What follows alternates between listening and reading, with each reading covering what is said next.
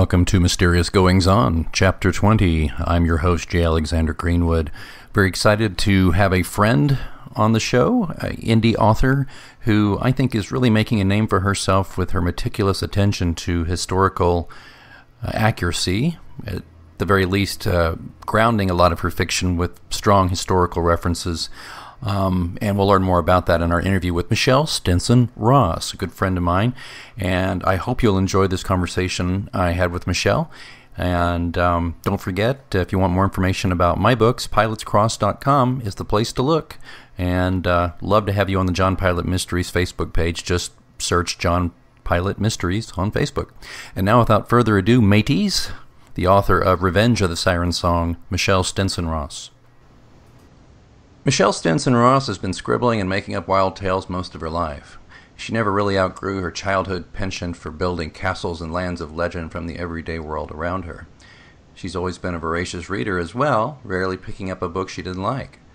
For several years, she's worked at being a respectable adult, earning a bachelor's degree in business communication, raising 3 daughters, and building a career in marketing. But as the children grew up and the career progressed, the drive to create those wild tales never left her. An active blogger and social media addict, to which I can definitely attest, Michelle has been feverishly working on several ideas, a podcast, and a new blog to serialize the work of dreams. Revenge of the Siren Song is the opening tale in a series that spans from the golden age of piracy into the adventure-packed steampunk world. 2 full-length novels are currently in the works for the Rogues of Sea and Sky series. And we'll talk to her about that as we get into our conversation. But first, let's have a mysterious goings-on. Welcome to Michelle Stinson Ross. Hello, Michelle. Hello, hello. Greetings and salutations. Oh, greetings to you. Greetings and congrats on Revenge of the Siren Song, Rogues of Sea and Sky Book 1, the revised edition, coming out. Mm-hmm. Let's see, we're recording on August 10th. It's out. It's out. It's out. Oh my gosh. That's what she said. So, yes, yeah, so the revised edition is out and about, and you're making the rounds, and we're just thrilled to have you here on MGO. Well, Michelle, you and I, just a little brief history. We've got history. We've got history, but what's interesting is we've never met. Well, not actually physically in the same room. No. The miracle of the internet is the first link in the chain that became the friendship between us. And if I may, just long story short, I talked about this on her show recently. I was working on book 2 of the John Pilot Mysteries, which takes place in Key West, Florida area. And at the time, Michelle lived in that area. And somehow through Twitter, I believe, we just kind of connected, and all of a sudden, through various online conversations, etc., through various platforms, Michelle offered up some wonderful research for me that was really helpful in fleshing out the scene for the book, and gave me a few ideas that I kind of worked in there. So, and from there, I just keep giving him ideas. You give me a lot of ideas, all right. But what's funny is that. Of course, my day job, public relations and marketing, your day job, marketing and social media, we've worked together. Yes. And you have developed, quite a name for yourself in those circles as a consultant and a speaker.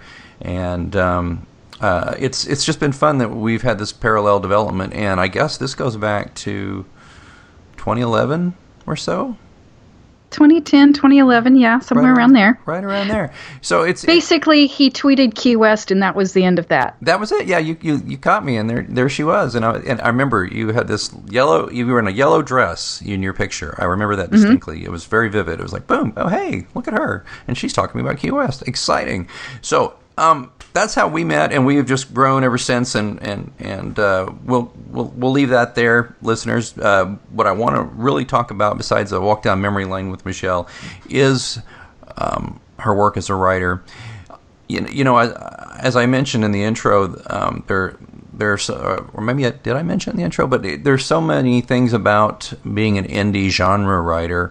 Well, and it's so not about the money. It's not about the money. It's not. There aren't a lot of chests of gold doubloons out there, even for a writer of such wonderful pirate adventure romances as yourself. unless you get, you can be really great at the craft, and that still doesn't guarantee great wealth. So there's got to be a reason beyond that you do it, and I'm curious as to what are your motives, lady? What gets you into this writing gig anyway? Part of it is just, I think, my DNA. I am a communicator. I am a writer. I am an extrovert. So I can't help myself. I love telling stories anyway. Right. Which has been the case all my life. But on top of that, I am also a history geek. I love research. I love reading about this stuff. And I have to blame my 12-year sojourn in Florida for it, because obviously I moved there from Oklahoma, which is another thing we have in common. Oh my gosh, I totally forgot that we're both Okies. Transplanted Okies. Oh my God. What's funny is neither one of us sound like Okies. Can I just interrupt for a minute? Sure. I don't think either one of us truly have that Okie twang. We don't. It's gone from me mostly, unless I'm mad or tired. And I've never really caught the full Okie out of you. That's because you've never met up with me when I'm mad or tired. Well, see, that's a good thing. So, and here's the thing that I'll mention here and probably not anyplace else. While he's from central Oklahoma, I'm from southern Oklahoma, and it's a whole lot worse down there, honey. Little Dixie, as they call it, right? Mm-hmm. Yeah, that's right. Yeah, that's a good point. And we'll leave it there, though. But here we are, a couple of transplanted Okies. So I'm sorry. Go ahead. So did you go from Oklahoma to Florida? Is that the direct route? Okay. Yes. Your husband's work or your work? My husband took a job in South Florida many, many moons ago, and we moved 3 small children to a place we'd never been before. Completely different culture as well as environment, and I like learning. Right. That's really where all this comes from. I love learning about stuff. And so, of course, I kind of wanted to learn about the history of the area that I was living in. Right. Well, I wound up in Palm Beach, Florida, which is just south of what is known as the Treasure Coast of Florida. Right. There's a reason why it's called the Treasure Coast. In 1715, a huge armada of Spanish ships was in the process of making the trek back to Seville in Spain to take the annual shipment of New World treasure back to Spain. They encountered a hurricane. The entire flotilla went down all along the Atlantic coast of Florida.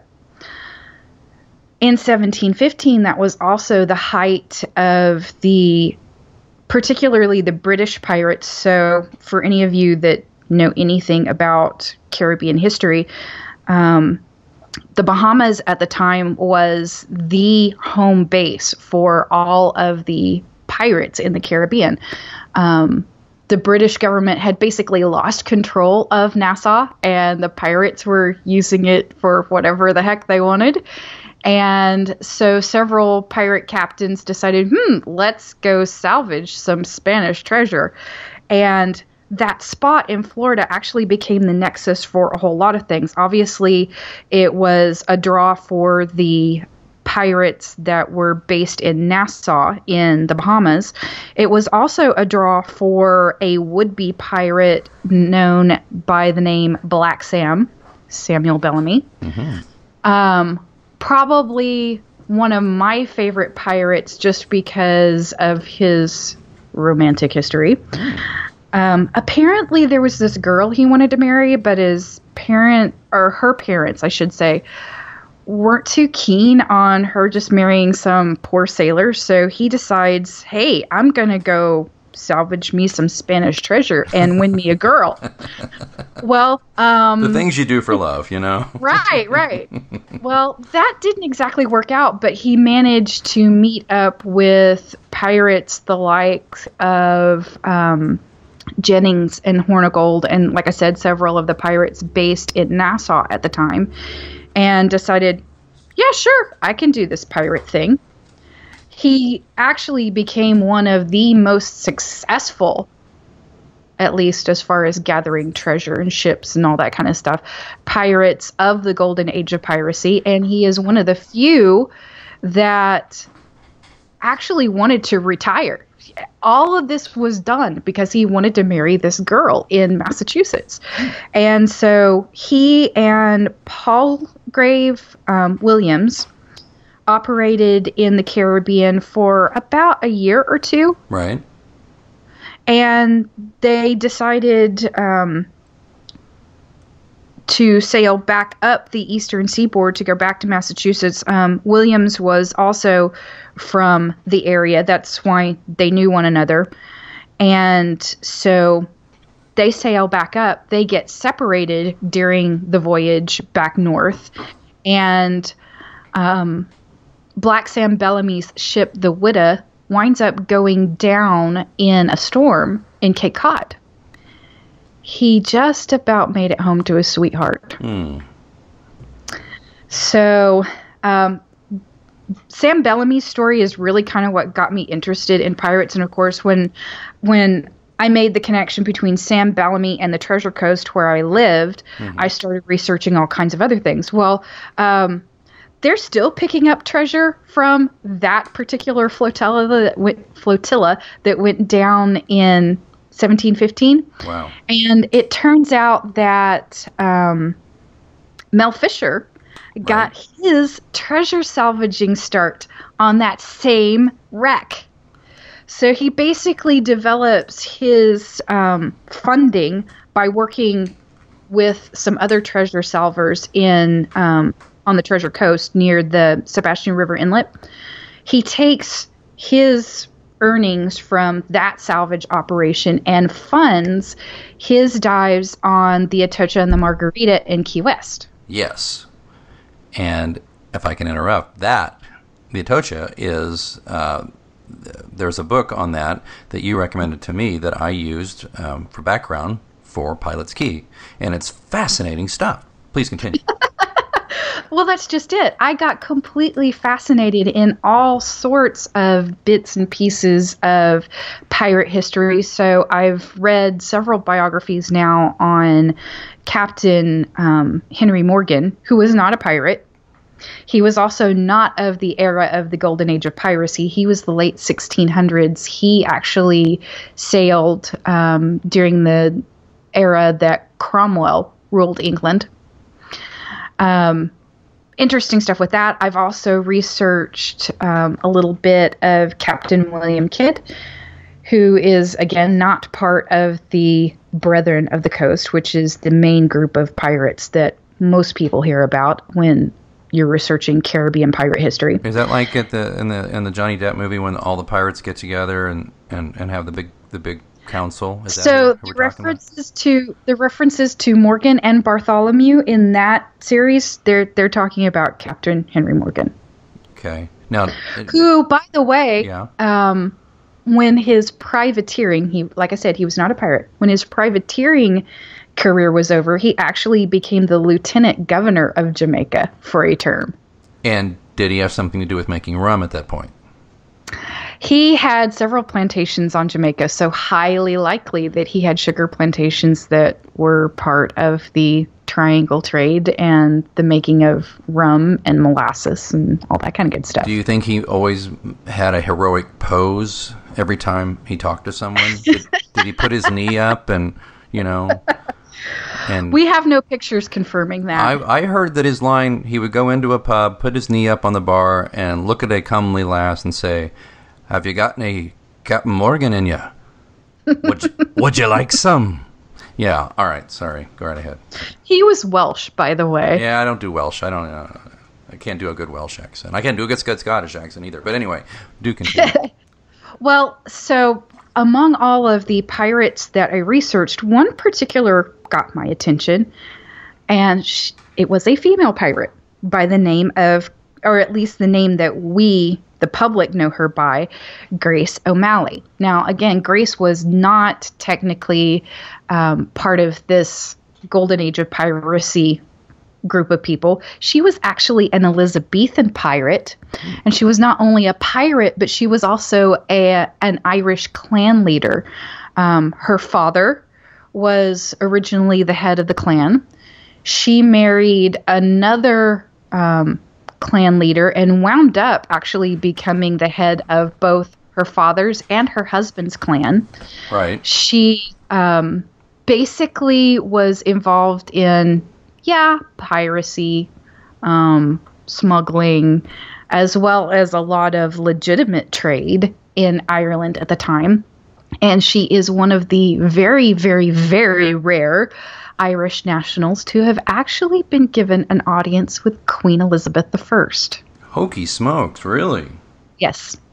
Wow. And that type of incredibly powerful woman is the basis of my character, Grace O'Malley, in Revenge of the Siren Song. Is your Grace actually the Grace, or No. Okay. Basically, she shares a name and maybe a few interesting character points with the historical Grace O'Malley, but that's really about it, because the story is actually set in the Golden Age of piracy in the Caribbean.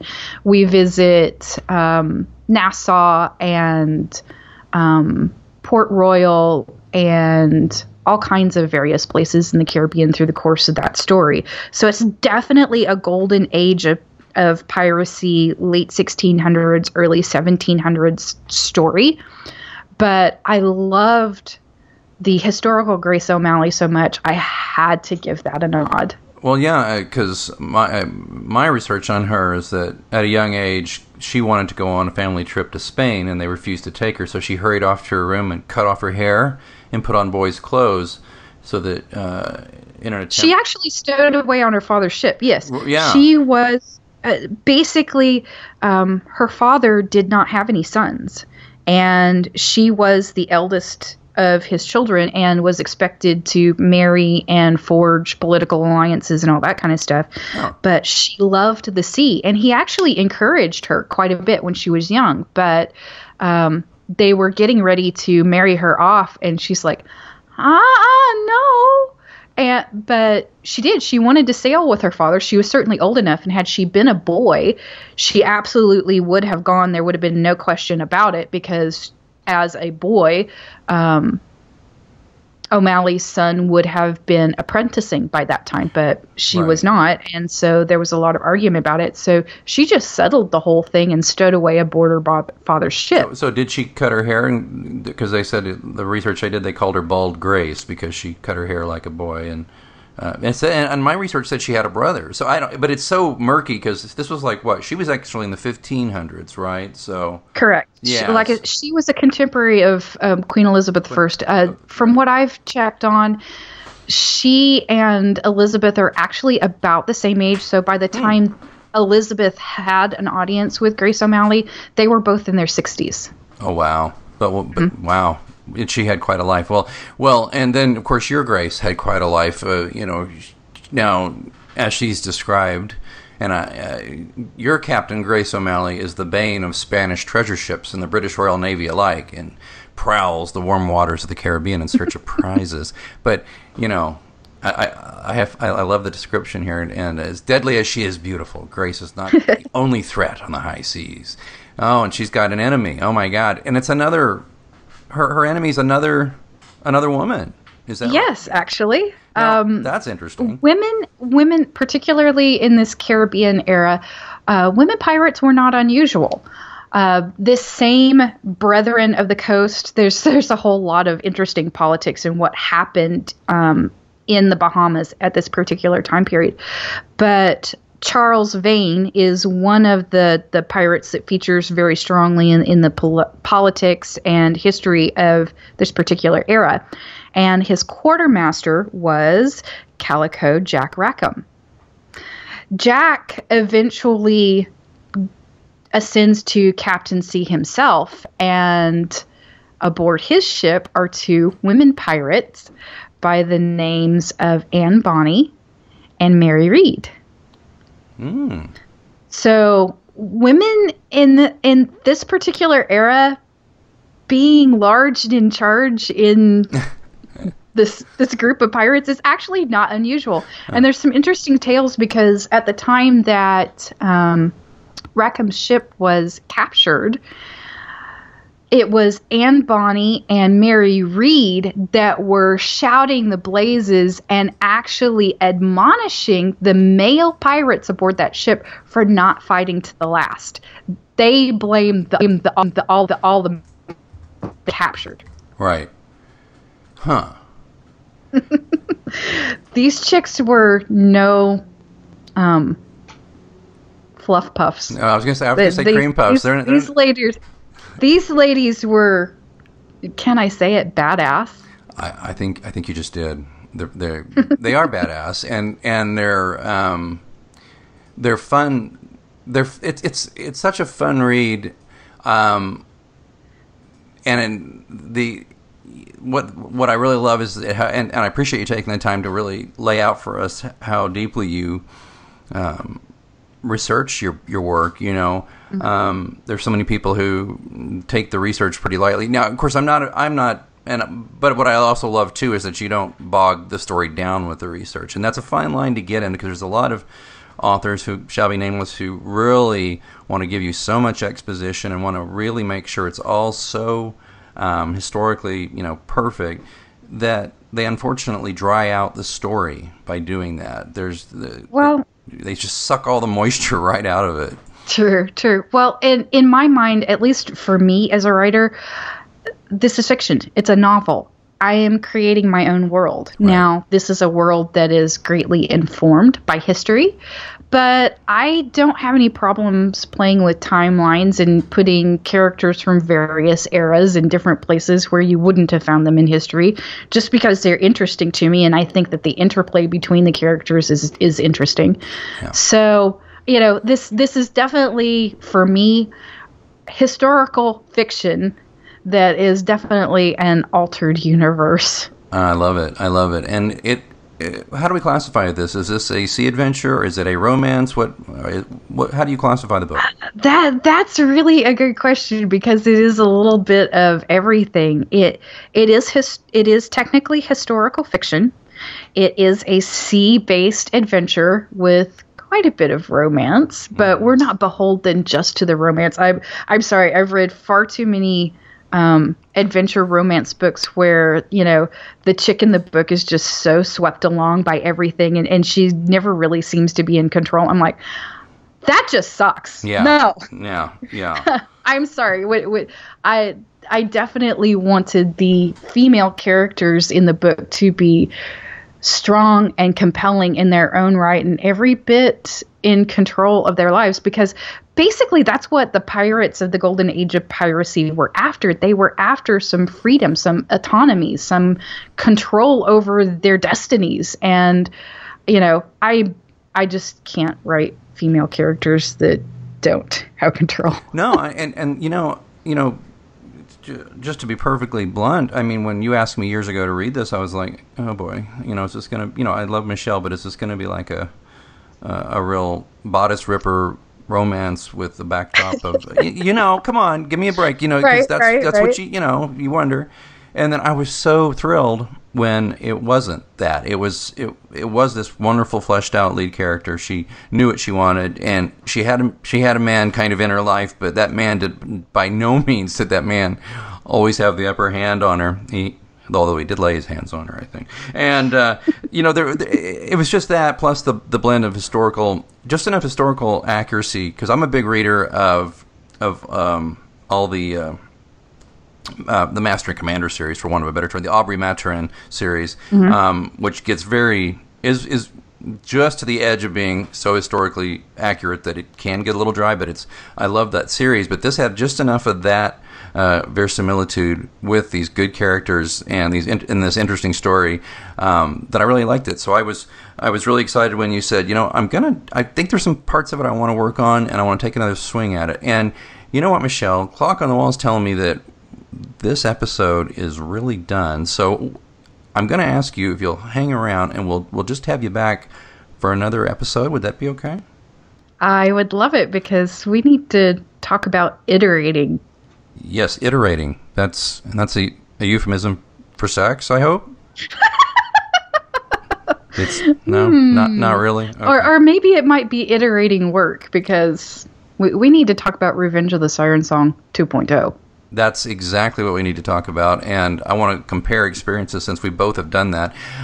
But for the listener today, if you want to learn more about Revenge of the Siren Song, Rogues of Sea and Sky Book 1, you can find it on Amazon. But also, Michelle, give us the rundown here. Whereabouts on the old Internet of Things may we find you? Oh my gosh. So you can always Google Michelle Stinson Ross, and you'll find just about everything that I've ever done. Michelle Stinson, MichelleStinsonRoss.com is my homepage. Michelle, I'm sorry to interrupt. Stinson is spelled S-T-I-N, not S-T-E-N, right? So it's Stinson, S-T-I-N-S-O-N. Just to, some people might miss that and give up, and look, I can't find Correct. Go ahead. Yes. So also go to MichelleStinsonRoss.com, which, like I said, is my home port. I have profiles on Facebook, on Twitter, on Wattpad, on Goodreads. Yes, guys, I am on Goodreads. Reach out to me, please. The book itself is available in both print and ebook, and the audiobook, read by yours truly, is coming very, very soon. Oh, wow. I have a couple of finishing touches to put on it, but it's almost there. I will let you guys know when it's out. Excellent. I love it. Okay, well, this has been episode 20. Oh my gosh, the big 2-0 of Mysterious Goings On, otherwise known as Chapter 20. And want to thank Michelle, and just remind you, if you want to learn more about my series, go to pilotscross.com, pilatescross.com, and of course I'm available everywhere too. You can find me on Twitter at @A_Greenwood, Facebook, John Pilot Mysteries. You can Google me. Nah, you probably shouldn't Google me. Don't do Google Images, that's for sure, because I can't get that one picture removed. I don't know who put that up. Anyway. Great of you guys to tune in and listen, and we hope you'll come back for more with Michelle in our next chapter. Until then, keep reading.